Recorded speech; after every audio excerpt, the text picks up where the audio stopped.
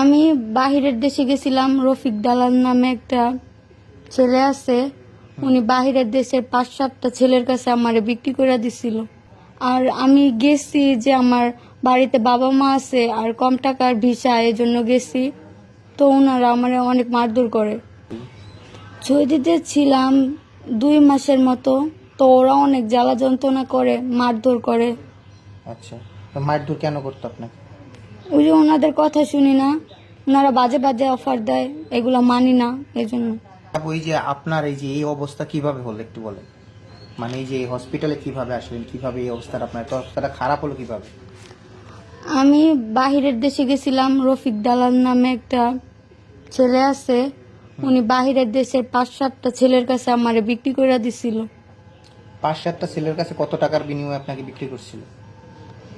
কত টাকা দিয়ে বিক্রি করছে এটা আমারে বলে না, আমারে টাকাও দিতে চায় না। টাকার কথা বললে আমার মারধর করে। আর আমি গেছি যে আমার বাড়িতে বাবা মা আছে আর কম টাকার ভিসা, এই জন্য গেছি। তো ওনারা আমার অনেক মারধর করে। কোন দেশে গেছিলেন আপনি? সৌদিতে। সৌদিতে? জি। কি বিষয়ে গেছিলেন, কাজের বিষয় নাকি? হ্যাঁ, কাজের বিষয়। কাজের বিষয়ে গেছিলেন? জি। মানে বাসা বাড়িতে কাজ করার বিষয়ে গেছিলেন? হ্যাঁ। তা ওইখানে নিয়ে আপনাকে এখান থেকে কত টাকা দিয়ে গেছে? 20,000। 20,000 টাকা আপনাকে সৌদিতে নিয়ে গেছে? জি। আচ্ছা, ওইখানে নিয়ে কি করছে আপনাকে? ওইখানে নিয়ে যায়, ওই ছেলেদের কাছে বিক্রি করে দেয়। ছেলেদের কাছে বিক্রি করে দেয়? জি। আপনাদের এলাকায় কি আরো কারোর নিছে না শুধু আপনাকে নিছে? আমাদের এলাকায় আমারই নিছে, ওরা একা থেকে নেয় না, জায়গা জায়গা থেকে নিয়ে যায়। জায়গা জায়গা থেকে নিয়ে যায়? জি। আচ্ছা, ওইখানে আপনার হচ্ছে কতদিন ছিলেন, সৌদিতে কতদিন ছিলেন? সৌদিতে ছিলাম 2 মাসের মতো।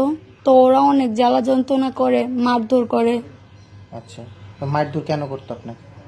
ওই যে ওনাদের কথা শুনি না, ওনারা বাজে বাজে অফার দেয়, এগুলো মানি না, এই জন্য। আচ্ছা, কিরকম অফার দিত ওরা? ওরা বাজে অফার বলতে ওদের সাথে থাকতে বলে, এই জন্য। আচ্ছা, তো এই যে আপনি এই যে মানে আপনার যে চাকরি বা বেতন, এই বেতন কি ঠিকঠাক মতন দিত?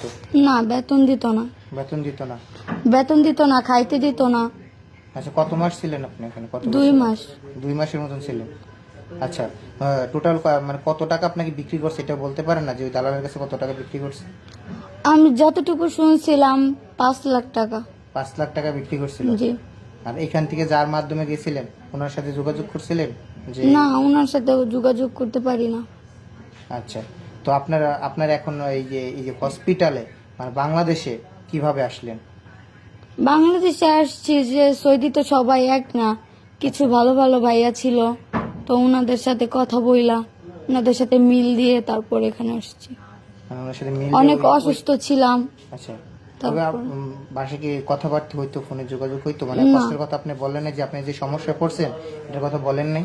না, ওই ভাইয়াদেরকেও এসব কিছু বলি নাই। ভাইয়াদেরকে বলছি যে কয়দিনের জন্য বাংলাদেশে যাব, আবার চলে আসব।